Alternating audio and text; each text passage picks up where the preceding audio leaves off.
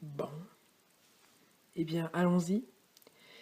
Parlons d'Alien Covenant, réalisé par Ridley Scott, la suite de Prometheus.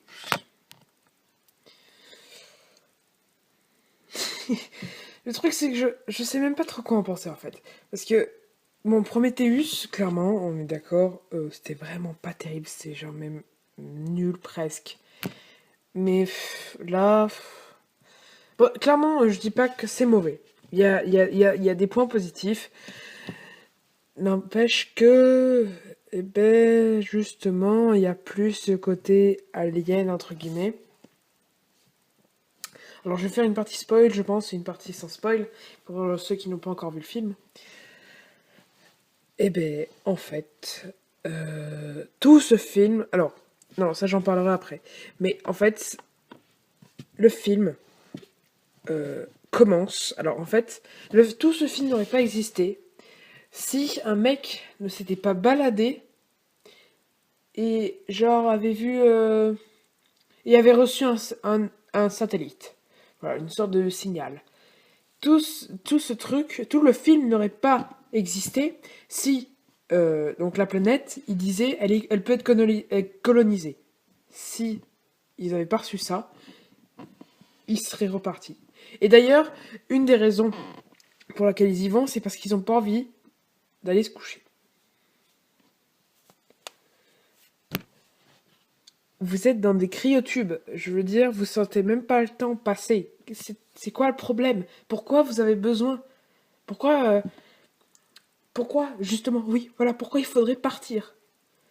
C'est... Bref. Et donc voilà, pour résumer, pour ceux qui n'ont pas vu, alors, pour moi, je le trouve quand même assez positif, même si, bon, il manque beaucoup de choses, hein, c'est pas... D'ailleurs, je comprends pas pourquoi ils ont appelé ça Alien Covenant. Ils auraient juste ils auraient juste dû appeler Covenant, en fait. Parce que Covenant, c'est clairement Prometheus. C'est comme si Prometheus s'était appelé Alien Prometheus. Vous voyez, ils auraient dû s'appeler Covenant, comme ça se trouve, ça aurait été un autre Alien. Pour moi, ça fait pas partie de la saga. Ce n'est pas un opus, d'ailleurs c'est un préquel, donc non, ça ne fait pas partie de la saga. C'est un film à part. Comme Prometheus. Mais Prometheus, je l'accepte même pas en fait. Covenant à la limite, ça passe encore, mais Prometheus, non. C'est juste pas possible. Donc, voilà, pour ceux qui veulent aller voir Alien Covenant, ben pourquoi pas, allez-y. Mais bon, je vous dis tout de suite, vous ne serez pas aussi ravis que devant les premiers aliens. C'est mon avis. Donc, eh ben, écoutez, hein, allez le voir ou n'allez pas le voir. C'est comme vous voulez. Donc maintenant, on rentre dans la partie spoil. Alors, en fait, tout ce film n'aurait pas existé si les mecs n'avaient pas pris de casque.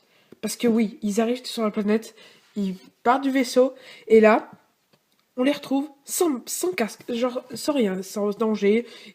C'est quand même des scientifiques. Enfin, je veux dire, est-ce que j'ai besoin de rajouter ça? C'est débile. Tu mets un casque, c'est une précaution. Et alors là, par contre, le mode de reproduction d'Alien, mais c'est n'importe quoi.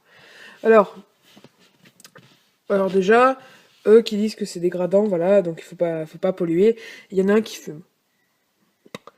Ok, d'ailleurs c'est celui-là qui va aussi se faire contaminer, mais j'y reviendrai tout à l'heure. Alors, donc voilà, ils commencent, ils sortent sans casque évidemment. Hein. Pourquoi à la limite hein. Je veux dire, c'est pas comme si on risquait quelque chose. Hein. Donc, ils commencent et là, en fait, je vous explique, c'est des spores, mais vous voyez genre des petites boules quoi, des petites boules noires, et quand tu les écrases, parce qu'il y en a deux qui les écrasent, le premier il l'écrase. Et en fait, c'est de sortes de poussières qui se rassemblent. Et en fait, dans le premier, ça rentre dans son oreille pendant qu'il fume.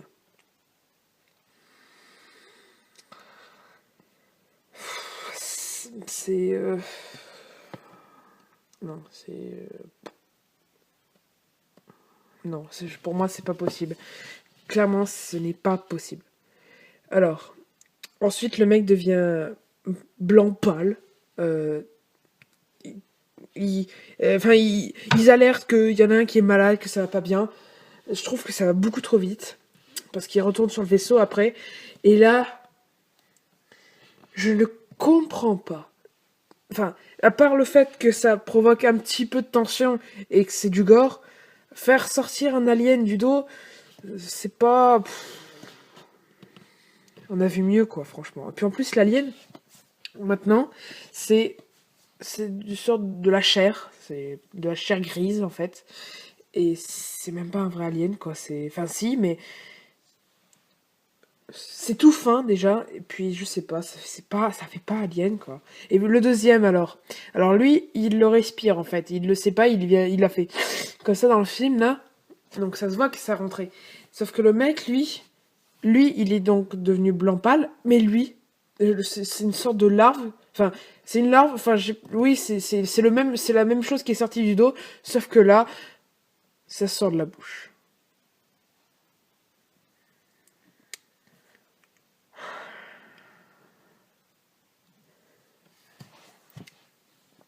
Bref, c'est n'importe quoi.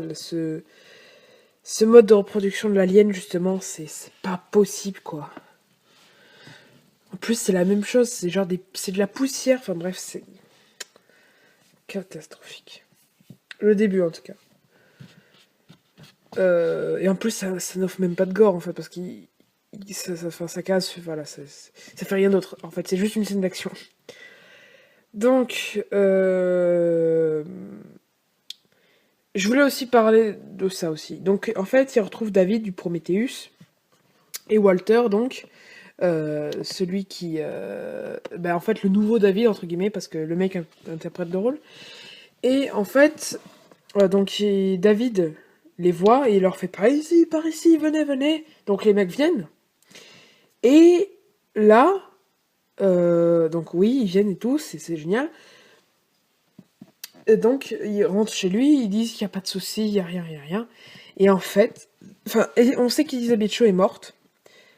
Et en fait, le truc, c'est que, en fait, c'est David. David. Vous allez voir, les gars, ça fout complètement en l'air la saga. C'est que David a créé les xénomorphes. Ouais. David a créé les xénomorphes. En gros, tout ce que vous avez vu dans les 4 premiers aliens, c'est David.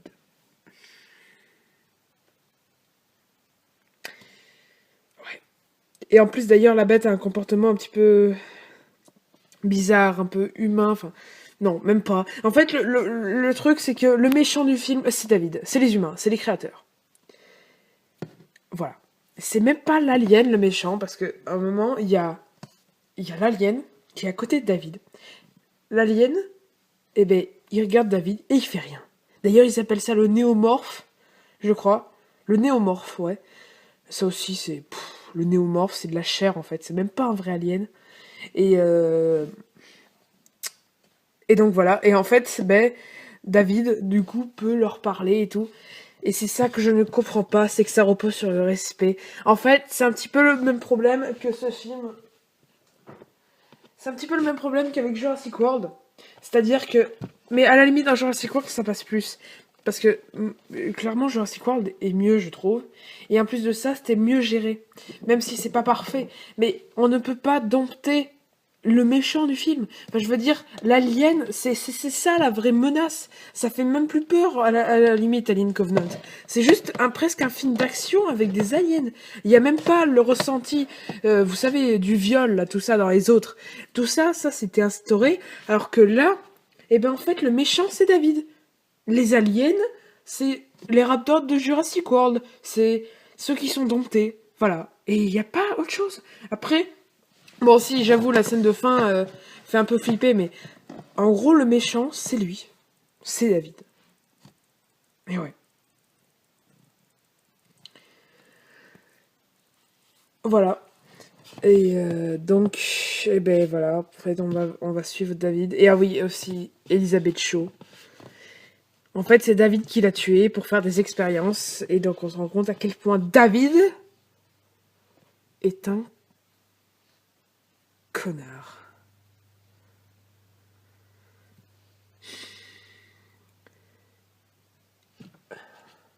Voilà. J'ai tout dit. C'est l'humain le méchant.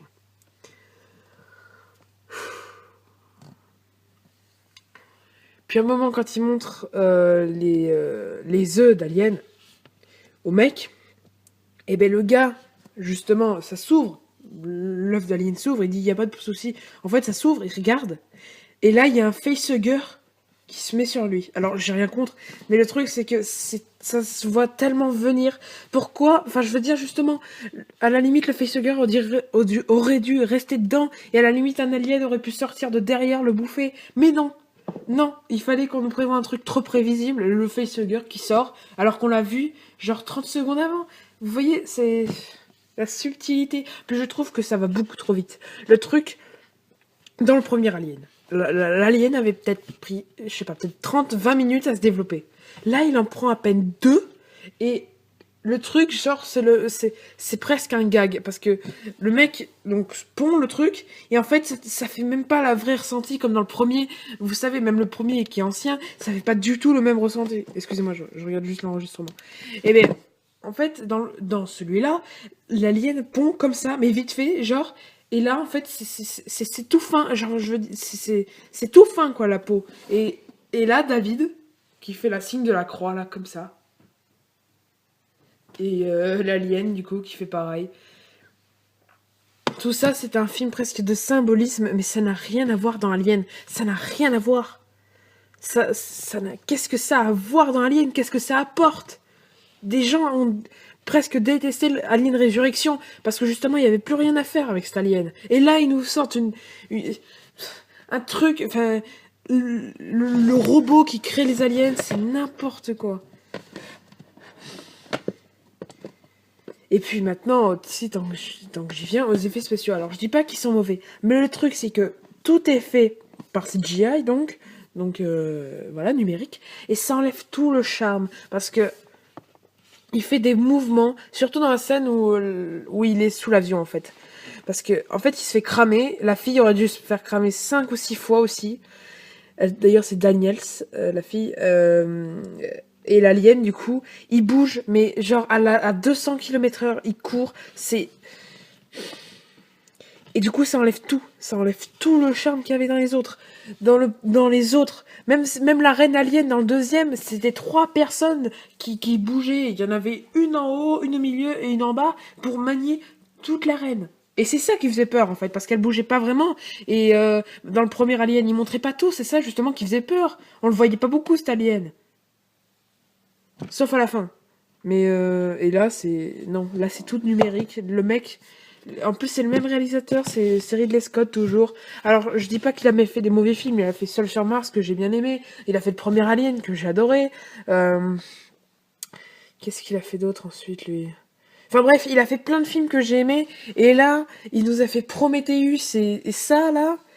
Et Alien, Covenant. Et le truc, c'est que le mec n'a même pas peur de se cacher. Genre, c'est lui qui a inventé tout. Mais Alien Covenant ne doit pas être un retour aux sources.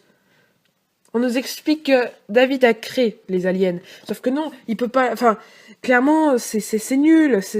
Ça enlève tout. Ça enlève... En fait, tu te dis juste, ben non, l'alien a été créé par un humain. C'est une expérience ratée, presque, de scientifique.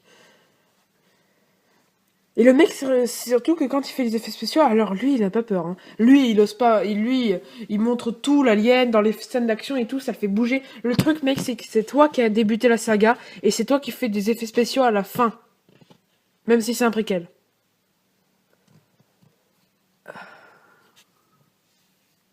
Par contre, la dernière scène, je la trouve vraiment bien.